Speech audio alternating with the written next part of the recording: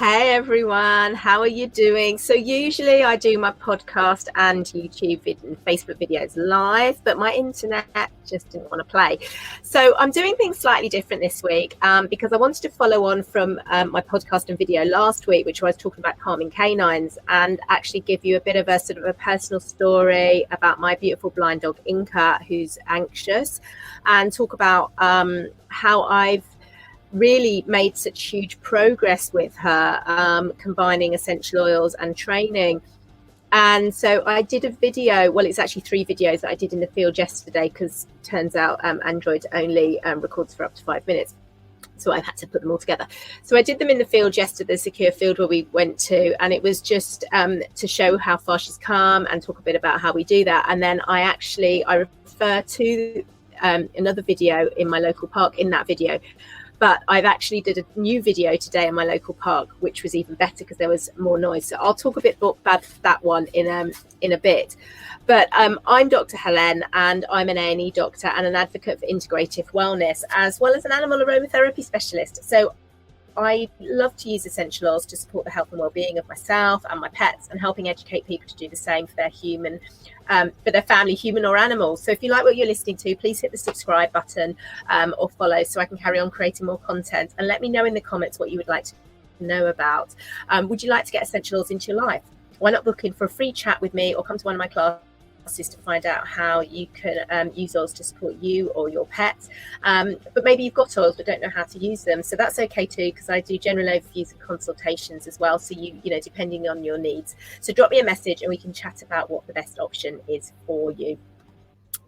So I am going to share my first video. So I wanted to follow on my podcast about anxious dogs with talking a little bit about my beautiful dog Inka. So this is Inka. Inka's blind. She hasn't actually got any eyes. We're in a secure dog field. This is the wonderful Dogs Country Club at Lee. It's actually, it used to be one field. It's now split into 2. It's about 3 acres, I think. It's absolutely wonderful. I mean, look at all the beautiful buttercups. If you're listening to this, it is just like a sort of a farm field. It is a farmer's field previously. It is just beautifully long grass, loads of buttercups out at the moment. It is just absolutely stunning. The dogs absolutely love it. My springers there, my little paraplegic right is over there. There's a beautiful lovely muddy puddle that the springers love. It is just brilliant. There's a little brook that runs at the side. So Inka's been coming here since she first arrived in the UK actually, and we used to hire it out to meet up with friends, and it was an opportunity for her as a blind dog to go off the lead in a safe environment, so she knows it very well. And then we started booking it twice a week during lockdown, because what was happening, there was such a load of off-lead, out-of-control dogs out locally that it became very stressful to actually walk Inka, because she was just struggling. And the problem is she can't see a dog's body language. She doesn't know if they're approaching her in play or in aggression until she, you know, it takes time to smell and what's going on. But the actual sort of dog approaching her and the sound of it charging towards her can actually really freak her out before she actually can recognise from their scent what is actually going on. And this was actually a huge problem. And so often with off-lead dogs who, you know, you say to the owner, oh, excuse me, would you recall your dog? And it's like, oh, they're just being friendly, or it's your problem. And it's super stressful. And, you know, there's a lot of times where, you know, an off-lead dog will approach and I'll say, excuse me, would you mind calling her back? She's blind. It's like, yeah, sorry, no problem. You know, and it's like, no problem. You know, it's just, to be honest, it's about manners. But this isn't about that. This is about Inka getting a bit spooked. So we started hiring this field a couple of times a week so that we could actually have a walk, to be honest, in peace and quiet, and work on doing some training with her as well to help her cope with these things. Now, the other thing that happened at the same time is we'd start walking at our local park, which is nice. But on one summer's day, it was a literally perfect storm. These are just some of my other dogs, where there was people playing basketball, people on skateboards. The park is just south of Mancunian Way, so we had sort of sirens going, and it all became too much for Inka. And she'd had a lovely walk, and then it just was like she struggled to walk. She just was like too scared. She just sat down. We also used to do some street walks, and again, it was a perfect storm of an ambulance, a van reversing, and the whole sound just completely stressed her out. So for quite a few months in lockdown, I was really restricted how I could walk her because she just couldn't cope. And when I had a day off, we could go somewhere where it was a lot quieter, but it's not always have that luxury. So this beautiful field just was such a saving grace for us, and it's just still somewhere I hire twice a week to have a nice relaxing walk. I always choose it after my shifts. Now, it was very quiet during lockdown because the business was actually going to fold, because HS2 was going to run through, and now they've built it up and it's wonderful. And there's actually a doggy daycare in the next field to this, so it's a massive area here, lots of massive fields to hire. It's brilliant, but there's doggy daycare in the next field. And Inka, look at her. I don't know if you can hear the dog barking, but there's lots of dogs next door, and Inka is just quite chilled and just happy to do her own thing. Now, she wasn't always like this. Okay, so often if there were dogs in the other field, before the Dogs Country Club reopened properly, we'd have to really move away, and I'd have to take her into a different part of the field and keep her relaxed. But I don't have to do that now, and it's all about consistency. It's all been about sort of little bit of working on her boundaries, building her resilience, small steps, but frequently, little and often. Same with walking down the street. Started off just 5 minutes, just getting her used to the sound, and using essential oils all that time. And they've tweaked over time. So, oils can calm and soothe, they can build confidence, they can decrease stress, they can decrease anxiety. So we've got a lovely doggy in the field there, and has been barking, and Inka is not responding at all. How absolutely awesome is that? Absolutely awesome. Look, she's just completely, if you can hear, the dog's actually running down the fence. It wants to investigate what's going on here, but Inka is actually not bothered at all, and I'm really super proud of her. But it's all been due to being consistent, slowly working on it, and building her confidence. And as I was saying, the essential oils go hand in hand, and what we were using to support her a year ago is different to what it was 6 months ago. It's different to what it was 3 months ago. So we've adapted as her confidence has grown, as different things affect her or don't affect her. I've tweaked what we've been using, and we've actually made huge progress in the last couple of months, which partly is the cumulative effect of what's been going on over the past sort of year, 18 months of doing different things. But also I've changed how I've used some of the oils. So I've always been a big fan of cardamom. So I've always been a big fan of cardamom. Sorry, I pressed the wrong button on my phone. So I've always been a big fan of cardamom, which is great for sort of restoring mental balance, decreasing frustration, decreasing confusion, great for anger, so many different things to support the emotions. And I was diffusing it around the house. It smells absolutely divine. It really does. So I was diffusing it quite a lot, and super beneficial. But where the greatest progress has been made is when I started using it topically. And I started using it topically because she was really selecting it, and I was using it sort of in full disclosure, probably only twice a day, because although my aim is to use it 3 or 4 times a day, I'm not always great at remembering to put the oils on. But I had to make a concerted effort. About sort of 3 weeks ago, I was like, you know what, I really think this is working, and I'm going to make a really, really concerted effort to make sure I'm putting it on 3 or 4 times a day. And consequently, we've actually made so much progress by the consistency of using the cardamom to balance her. I won't film her while she's having a poo. We'll film Bambi. To be consistent and help her and support her while we're doing lots of different sort of bits of training and behaviour modifications. So I'll pick that poo up in a minute when I've finished this filming.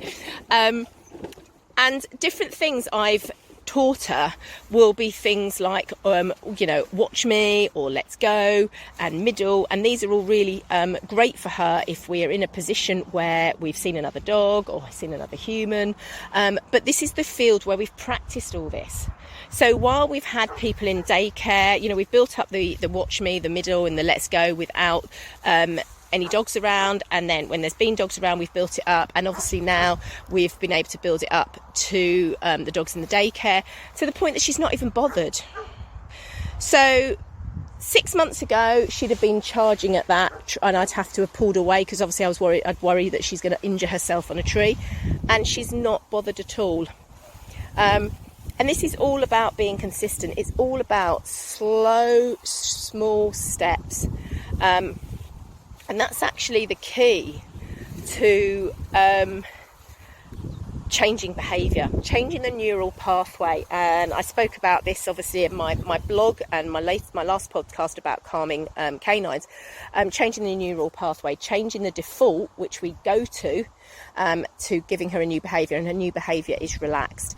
And I'm a big fan of building resilience, and I think for me the key thing which has helped Inka the most is these small but consistent steps that have built up her resilience. So we were in the park. I did a TikTok on it the other day. I'll add it to the this video. Actually, I'll do the link. Add the link. We were at the park, and it was amazing, and it was the first opportunity I've actually had to film this in the park because there wasn't actually loads of dogs in the park.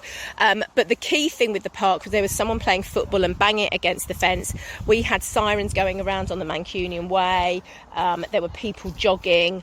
There was so many different things going on in the park, and Inka was just there. She was just rolling around on the ground. She was just actually having a brilliant time, and it was such a great opportunity to actually capture it on film, because all those noises would have actually caused her to not want to walk anywhere and just sit there. She does this little sit and holds her paw up when she's nervous, and she wouldn't have been able to manage. And it was just so nice seeing her just mooching around, doing a thing, rolling on the ground, getting all that scent, and it just really showed me how far we'd come, and like she's doing now.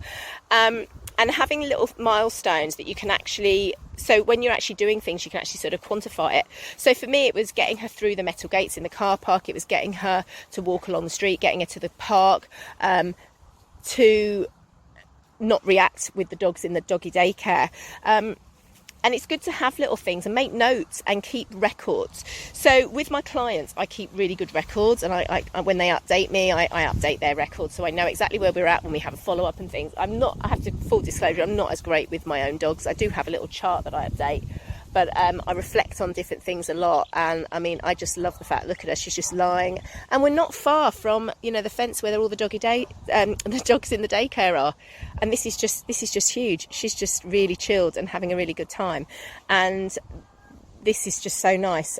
I'm able to compare this with how we were a few months ago when the daycare started up properly, to how we were 6 months ago when it was just people in the fields next door. So there'd be people in the field when we were over there, and the one on the other one, and if you had dogs that were running the fence line, I really had to pull Inka over to the other side because she'd just be too reactive, just barking in response because of being nervous. And I really don't have to worry about that. So do keep heart. If you are someone that's struggling, do keep heart. It is the small steps, and sometimes it feels like you're not getting anywhere. It really feels like you're not getting anywhere, but just keep this, going.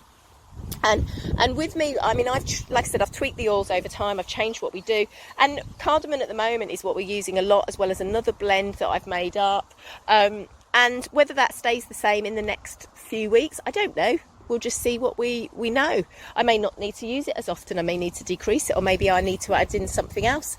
But it's not an exact science. And when you are working with a dog, or any dog with anything, whether it's a physical or a mental concern, you do need to reflect on what's going on. You do need to tweak how often you're using the oils, how you're using them, whether you're diffusing them, diluting them, or giving them internally.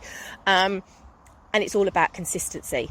And I always say to people, try something for at least 2 weeks before you change anything, because you can't just change things within a couple of days. Sometimes if there's been absolutely no change, we have to build those new neural pathways, and that does take time to assess whether or not something's working or not. And we need to build that odour memory with something as well. So we always want to start using the oils in a positive light, especially when we're dealing with, say, anxiety, or we don't want to just use them when the dog's anxious, because it's very easy for them to associate that odour with something scary. So you always want to start using them when they're calm, but obviously they have the therapeutic effects as well. So in a difficult situation, you can, they'll still get the therapeutic benefits, but it's just far better if you've tied in that odor memory as well.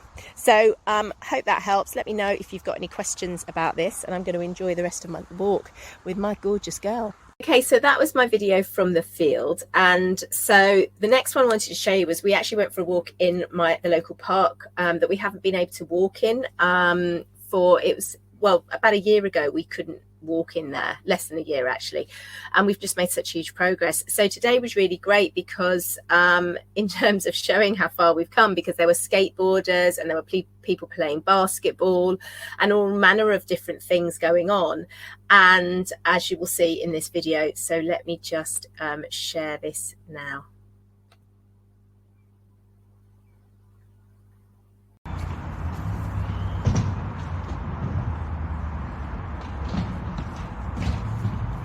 Good girl. Yeah, good girl.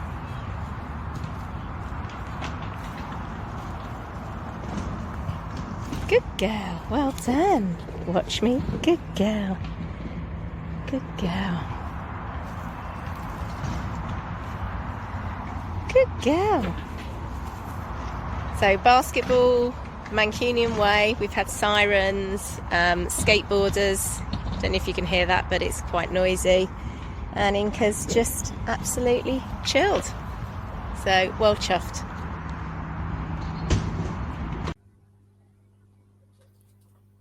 So I hope you've got some value out of that. I hope it's given maybe a little bit of hope if you've got an anxious dog and you're struggling.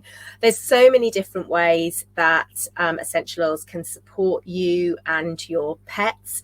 So do drop me a message if you'd like to chat or learn more. And don't forget, please hit the subscribe or the follow button so I can help you with providing more content that's going to help you and your pets. Stay safe, stay well, everyone. Bye.